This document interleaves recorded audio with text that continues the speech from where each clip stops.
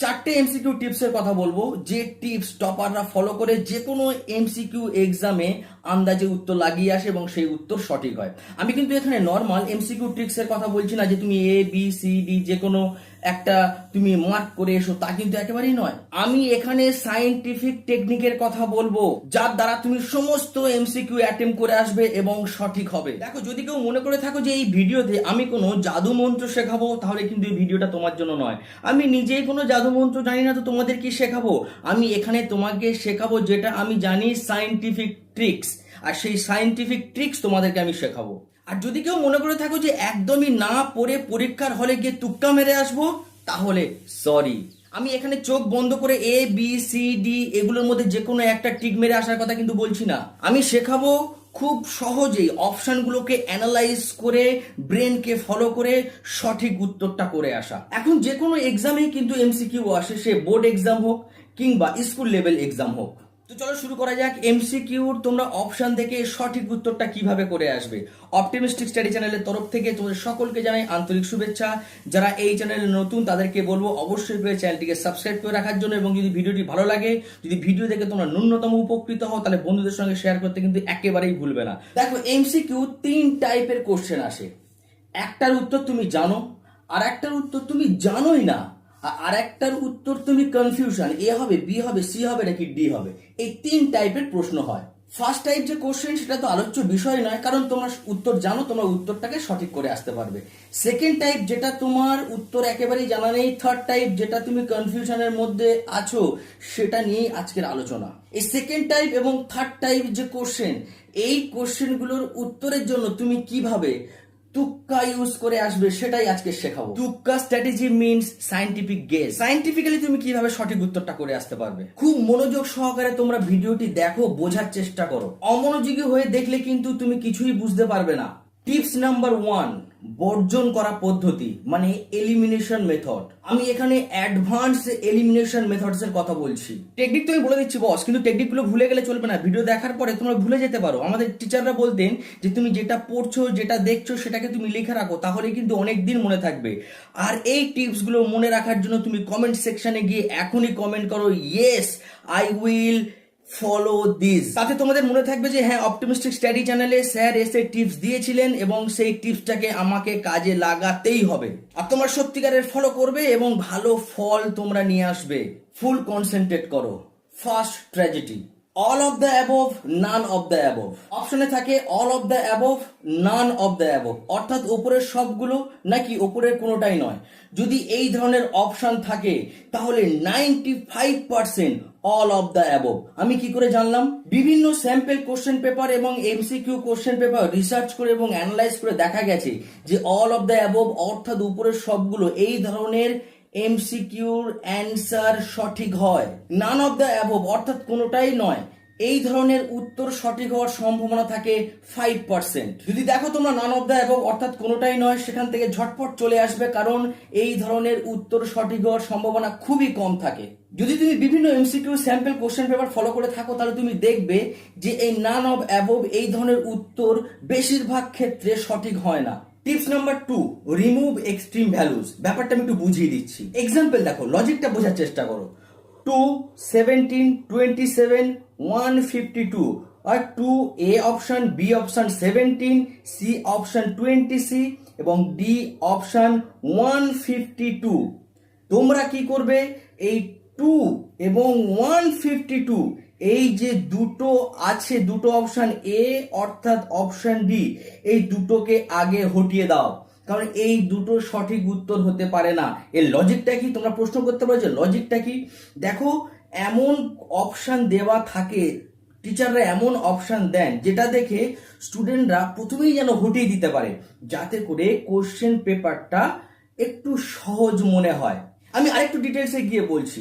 দেখো, তোমাদের থিঙ্কিং এ থাকবে সিমিলারিটি। তাহলে এখানে দেখো 2 এবং 152 অর্থাৎ অপশন এ এবং অপশন ডি, এই দুটোর মধ্যে সিমিলারিটি নেই, বাট 17 এবং 27 এই দুটোর মধ্যে সিমিলারিটি আছে।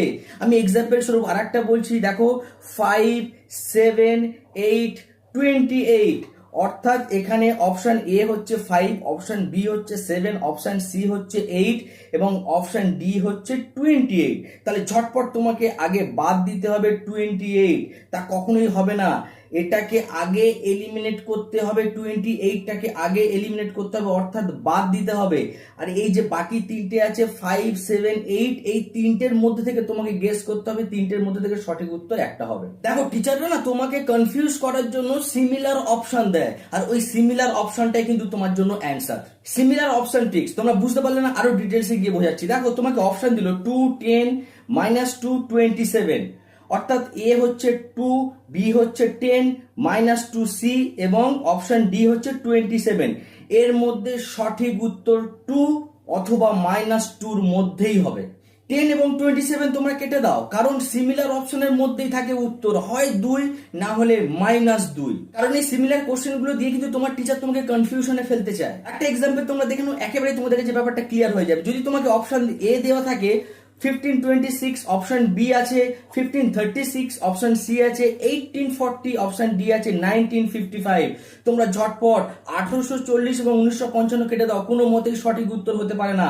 তোমাকে সিমিলার এর মধ্যেই তোমাকে উত্তর বাঁচতে হবে, অর্থাৎ 1526 অথবা 1536, এই দুটোর মধ্যে যে কোনো একটা সঠিক উত্তর হবে, কারণ ওই দুটো অপশন সিমিলার অপশন। তোমাকে অপশন দিল option A protein, option B vitamin, option C জল, অপশন ডি গ্লুকোজ। তাহলে জল আর গ্লুকোজ এই দুটো কিন্তু সিমিলার নয়, তাই এই দুটো আগে বাদ চলে যাবে। সিমিলার হচ্ছে প্রোটিন এবং ভিটামিন, এই প্রোটিন এবং ভিটামিনের মধ্যে কিন্তু যে কোনো একটা সঠিক উত্তর হবে। এই দুটো সিমিলার অপশনের মধ্যে থেকে তোমাকে সঠিক উত্তরটা বেছে নিতে হবে। এই যে সিমিলার কোশ্চেন গুলোর মধ্যে একটা সঠিক অ্যান্সার হবে, এটা কিন্তু একটা টিচারের মাইন্ডসেট। এই টিচারের এই রকম মাইন্ডসেট নিয়েই কিন্তু কোশ্চেন পেপার রেডি করেন। Tips number 2, brain signal technique. এবারে তুমি বুঝতে পেরেছো যে তোমাকে এই প্রশ্নটা দেওয়া হয়েছে কোন চ্যাপ্টার থেকে। আচ্ছা, ওই চ্যাপ্টার থেকে আমার প্রশ্ন দেওয়া হয়েছে। এবারে এই চ্যাপ্টারটা যখন তুমি বুঝতে পারবে, মনে পড়ে যাবে, তখন তুমি ভাবার চেষ্টা করে যে কোন টপিক থেকে এই প্রশ্নটা দেওয়া হয়েছে। যখন তুমি টপিকটা খুঁজে পাবে না, অটোমেটিক্যালি তখন সঠিক উত্তরটা তোমার চোখের সামনে চলে আসবে। অ্যাকচুয়ালি হয় কি জানো, যখন তুমি এটা রিকল করো যে এটা এই চ্যাপ্টারের প্রশ্ন বা এই টপিক থেকে প্রশ্নটা দেওয়া হয়েছে, তখন তোমার যে ব্রেনের মধ্যে নিউরন আছে না, ওটা কানেক্ট হয়ে যায়, ওটার যে আনসার হয় না, তখন হঠাৎ করে রিকল হয়ে যায় তোমার ব্রেনের মধ্যে। এটাই হলো এর পেছনে সায়েন্টিফিক কনসেপ্ট। যদি তাতেও যদি তোমার মনে না পড়ে, তাহলে ওই কোশ্চেনের আনসারটাকে তুমি ছেড়ে দাও, দিয়ে পরের কোশ্চেনের আনসার সলভ করার চেষ্টা করো। হঠাৎ করে হয়তো তোমার মনে পড়ে যাবে যে আগে যে কোশ্চেনটা ছেড়ে এসেছি, ওই কোশ্চেনের অ্যান্সার অপশন বি হতে পারে। তুমি যখনই ভাববে যে অপশন বি, সত্যি অপশন বি সঠিক উত্তর হবে, কারণ তুমি তোমার ব্রেনকে সঠিকভাবে ইউটিলাইজ করেছো। কারণ তোমার যে ব্রেনের মধ্যে নিউরনস আছে না, সেটা হয়তো অনেকটা লেট কানেক্ট করেছে, বাট সঠিক সময়ে সঠিক উত্তর তোমাকে কিন্তু প্রোভাইড করেছে। Tips number 3, option B and C. এটা কিন্তু কোনো সায়েন্টিফিক্যালি সলিউশন নয়, বা এটা কোনো সায়েন্টিফিক্যালি গেজ নয়, কারণ বেশিরভাগ পেপার রিসার্চ করে দেখা গেছে, স্যাম্পল কোশ্চেন পেপার রিসার্চ করে দেখা গেছে যে অপশন বি এবং সি সঠিক উত্তর হয় প্রায় 75%। অপশন বি আর অপশন সি এই দুটো অপশনের মধ্যে থেকেই সঠিক উত্তর হয়। সেটার কারণ হচ্ছে, দেখো, একটা টিচার কখনো ভাববে না, বা একটা টিচার এইরকম ভাবে কোশ্চেন সেট করবে না যে প্রথম যে অপশনটা থাকবে, অপশনটা দেখেই উত্তরটা সঠিক এবং উত্তরটা হবে মনে করে সঠিক উত্তরটাকে এ অপশনটাকে বেছে নিল একটা স্টুডেন্ট, তা কিন্তু নয়। আবার এটাও হয় না যে একেবারে শেষ অর্থাৎ অপশন ডিটা সঠিক উত্তর হবে, একটা স্টুডেন্ট অত গভীরভাবে অত সময় সাপেক্ষভাবে ভাবুক, সেটাও কিন্তু চায় না। তাই অপশন বি এবং অপশন সি এই দুটো অপশনের মধ্যে যে কোনো একটা সঠিক উত্তর হওয়ার সম্ভাবনা অনেকাংশেই থাকে। বেশিরভাগ টিচার না যখন কোশ্চেন পেপার সেট করে, অপশন বি এবং অপশন সি এর মধ্যেই কিন্তু উত্তর সীমাবদ্ধ রাখে। একদম শেষ টিপস তোমাদের জন্য, সেটা খুবই গুরুত্বপূর্ণ, সেটা হচ্ছে তোমরা যতটা পারো MCQ sample question paper practice করো। যত বেশি প্র্যাকটিস করবে, তত বেশি সঠিক উত্তর দেওয়ার সম্ভাবনা থাকবে। তাই তোমরা গভীর অধ্যাবসায় করো এবং তোমরা তোমাদের তরফ থেকে 100% এমসিকিউ সেট পেপার প্র্যাকটিস করো। আজকের ভিডিওটা এই পর্যন্ত। তোমরা সকলে খুব ভালো থেকো, সকলের উজ্জ্বল ভবিষ্যৎ কামনা করি। Thank you.